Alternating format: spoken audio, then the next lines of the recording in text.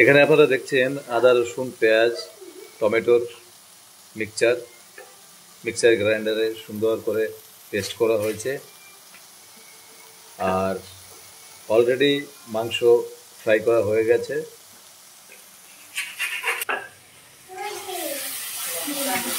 এখানে দেখছেন দেশি চিকেন সুন্দরভাবে ফ্রাই করা হয়েছে।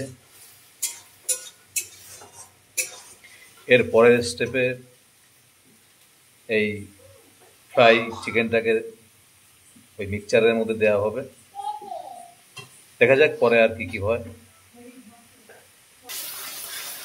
আর এদিকে দেখছেন একদম হাতে বেলা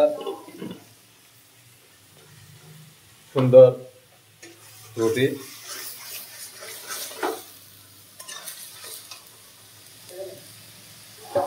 দারুণ আয়োজন।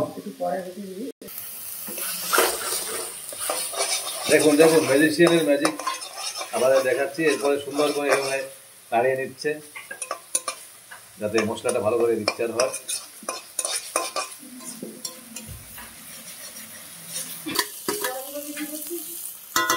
এই চিকেনটা নেমে গেল কড়াইতে। এরপরে ভালো করে নাড়িয়ে নেওয়া হচ্ছে।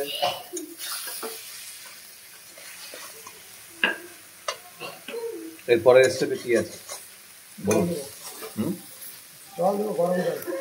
এরপরে গরম জল দেওয়া হবে। এই জল গরম হচ্ছে দেখুন।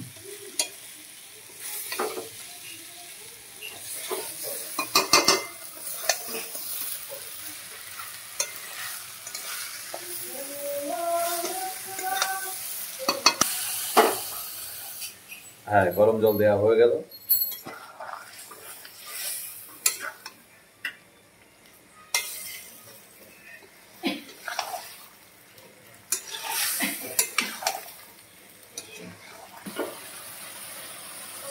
দেখুন বন্ধুরা, রান্না অনেকটা এগিয়ে গেছে এবং সুন্দর কালার হচ্ছে। সবই আমাদের মাস্টার শেফের রান্নার জাদু।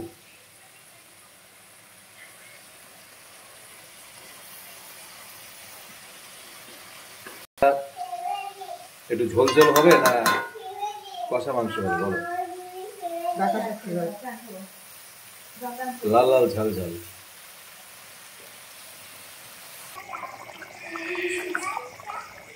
অনেকটা জল দেওয়া হয়েছে। এবার জলটা শুকিয়ে আসলে রান্নাটাও সুন্দর এগিয়ে যাবে আর মাংসটাও বয়েল হয়ে যাবে আর মশলাটাও সুন্দরভাবে মিশে যাবে।